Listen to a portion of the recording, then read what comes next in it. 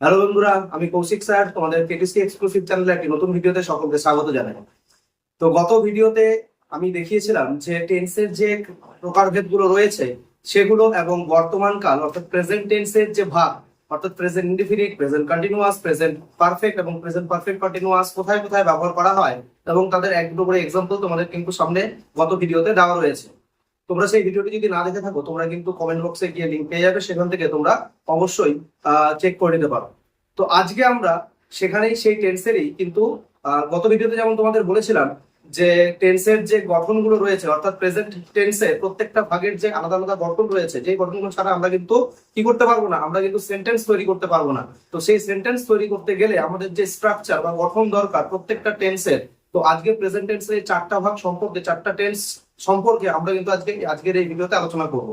তো আলোচনা করার আগে আমি বলে দিই যে এই ভিডিওটি যারা দেখছো তারা কিন্তু অবশ্যই নিজেদের বন্ধু বান্ধবদের মধ্যে শেয়ার করো এবং যারা এখনো পর্যন্ত চ্যানেলটিকে সাবস্ক্রাইব করেনি তারা কিন্তু অবশ্যই সাবস্ক্রাইব করে পাশে থেকো। এবারে দেখো, চলো আজকে আমাদের যে প্রেজেন্ট টেন্স, সেই প্রেজেন্ট টেন্স অর্থাৎ বর্তমানকালের যে চারটি ভাগ, সেই চারটি ভাগের চারটা ছক কিন্তু এখানে করে দেওয়া হয়েছে। দেখো, প্রথমে ইনডিফিনাইট, কন্টিনিউয়াস, পারফেক্ট এবং পারফেক্ট কন্টিনিউয়াস টেন্সের চারটা আলাদা ছক করা হয়েছে। প্রেজেন্ট ইনডিফিনাইট যে টেন্সটা তোমাদের গত ভিডিওতে বলেছিলাম যে যেই টেন্স কিন্তু বর্তমানকালে যে কোনো কাজ বোঝালে এবং চিরন্তন সত্য বা প্রতিদিনের কাজ করা বোঝালে যে বাক্যগুলো ব্যবহার করা হয় সেই ক্ষেত্রে আমরা এই টেন্স ব্যবহার করবো, অর্থাৎ প্রেজেন্ট ইনডিফিনাইট টেন্সটা কিন্তু ব্যবহার করব। সেই টেন্সের যে গঠন, সেই গঠন বা স্ট্রাকচারটা কি? সাবজেক্ট, তারপরে ভার্বের প্রেজেন্ট ফর্ম অর্থাৎ ভার্বের ফার্স্ট ফর্ম এবং অবজেক্ট, এইটুকুই হলো গঠন। অর্থাৎ আমাদের মনে রাখবো যে শুধুমাত্র সাবজেক্ট, ভার্বের প্রেজেন্ট ফর্ম অর্থাৎ ফার্স্ট ফর্ম এবং অবজেক্ট, এইটুকু ছাড়া কোনো কিন্তু আর গঠন নেই। সেই অনুযায়ী আমরা দেখো নিচে লিখেছি উই প্লে ফুটবল, এক্ষেত্রে কি উই সাবজেক্ট, প্লে ভার্বের ফার্স্ট ফর্ম এবং ফুটবল কি অবজেক্ট। তাহলে উই প্লে ফুটবল, আমরা ফুটবল খেলি, ব্যাস এইটুকুই কিন্তু কাজ, অন্য কিছু নেই প্রেজেন্ট ইনডিফিনিট টেন্সের স্ট্রাকচারের ক্ষেত্রে। তবে একটি ব্যতিক্রমী এক জায়গায় রয়েছে, সেটি কি?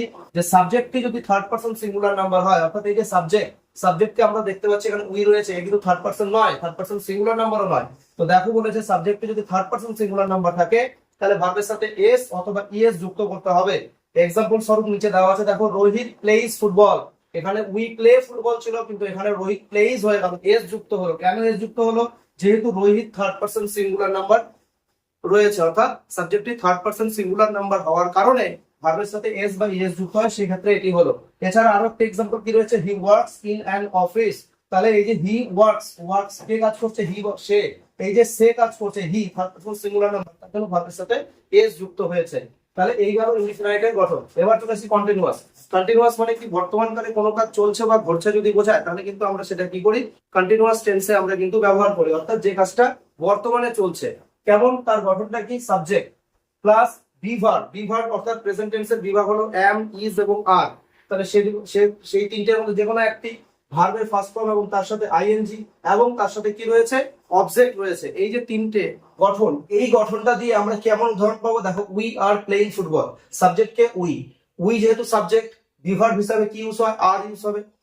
ভার্ব কি আছে? প্লে, তার সাথে আইএনজি যুক্ত হলো প্লেইং এবং অবজেক্ট কি? ফুটবল। তাহলে উই আর প্লেইং ফুটবল, অর্থাৎ আমরা ফুটবল খেলছি, খেলার কাজটা চলছে। সেম একই রকম ভাবে she is singing a song, সে একটি গান গাইছে। He is working on a project, সে একটি প্রজেক্টের উপরে কাজ করছে। তাহলে যে কাজটা চলছে বা ঘটছে সেই ক্ষেত্রে আমরা কিন্তু কন্টিনিউয়াস টেন্সটি ব্যবহার করব। এবার দেখো পারফেক্টের ক্ষেত্রে কি বলা হয়েছিল? যে কাজটি অতীতকালে শুরু হয়েছিল কিন্তু সবেমাত্র শেষ হলো, ফলাফল এখনো বাকি, সেক্ষেত্রে আমরা প্রেজেন্ট পারফেক্টের উদাহরণ বলবো। যেমন গঠন বা স্ট্রাকচারটা কি বলেছে? সাবজেক্ট, হ্যাভ বা হ্যাজ, ভার্বের থার্ড ফর্ম এবং অবজেক্ট। অর্থাৎ সাবজেক্ট হিসেবে উই বসেছে, উই এর পরে আমরা জানি কি বসে? হ্যাভ বসলো, তারপরে ভার্বের third form, play third form কি হয়? প্লেইড, অবজেক্ট হলো ফুটবল এবং তার সাথে রয়েছে জাস্ট নাও, আমি সবেমাত্র ফুটবল খেললাম। She has sung a song, সে একটি গান গাইলো। He has completed his works, সে তার কাজটি সম্পন্ন করলো। তাহলে যে কাজটি অতীতে শুরু হয়ে সবেমাত্র শেষ হলো, এক্ষেত্রে বোঝাতে আমরা কিন্তু প্রেজেন্ট পারফেক্টের ইউজ করে থাকি। এবার লাস্ট যেটা present perfect continuous. Present perfect continuous কি? অতীতে শুরু হয়েছিল, সবেমাত্র শেষ হলো না, চলতে আছে, এখনো চলছে। সেক্ষেত্রে কিন্তু তার গঠনটা কি? সাবজেক্ট, হ্যাভ বিন বা হ্যাজ বিন, ভার্বের ফার্স্ট ফর্মের সাথে আইএনজি যুক্ত হবে এবং তার সাথে অবজেক্ট যুক্ত হবে। এই গঠনটা কিন্তু আমরা ব্যবহার করবো কোথায়? প্রেজেন্ট পারফেক্ট কন্টিনিউয়াস টেন্সে, যে ক্ষেত্রে অতীতে শুরু হলেও কাজটি কিন্তু বর্তমানেও চলছে। এক্সাম্পল কেমন? যে আমরা সকাল থেকে ফুটবল খেলে চলছি, সকালে ফুটবল খেলা শুরু হয়েছিল, এখনো হয়তো চলছে। সেক্ষেত্রে কি হচ্ছে? সাবজেক্ট উই এবং উই এর সাথে হ্যাভ বিন বসলো, ভার্ব কি? প্লে, তার সাথে আইএনজি যুক্ত হয়েছে প্লেইং, কখন থেকে চলছে? সকাল থেকে। তাহলে সিন্স মর্নিং। সেম একই রকম ভাবে she has been singing since evening, সে সন্ধ্যা থেকে কি করে চলেছে? গান গেয়ে চলেছে। এছাড়া আমরা হচ্ছে he has been working for 2 hours, সে 2 ঘন্টা ধরে কাজ করে চলেছে। তাহলে কাজ করার কাজটা 2 ঘন্টা আগে শুরু হয়েছিল, এখনো চলছে। তাহলে এইভাবে আমরা কিন্তু আলাদা আলাদা গঠনের মাধ্যমে আমরা সেন্টেন্সের স্ট্রাকচার করতে পারবো, এবং কোন সেন্টেন্সে কোন স্ট্রাকচারে কোন টেন্স ইউজ করব সেটা কিন্তু আমরা প্রেজেন্ট টেন্সের এই 4টা ভাগ আমরা এখানে দেখতে পেলাম। আশা করি এই গঠনগুলো তোমাদের খুব কাজে লাগবে। এর পরবর্তী ভিডিওতে কিন্তু আমরা প্রেজেন্টের পরে যে পাস্ট টেন্সের 4টি ভাগ রয়েছে, তার যে স্ট্রাকচার গুলো রয়েছে, সেগুলো কিন্তু তোমাদের সামনে উপস্থাপন করব। আজকে এইটুকুই থাকলো, ধন্যবাদ।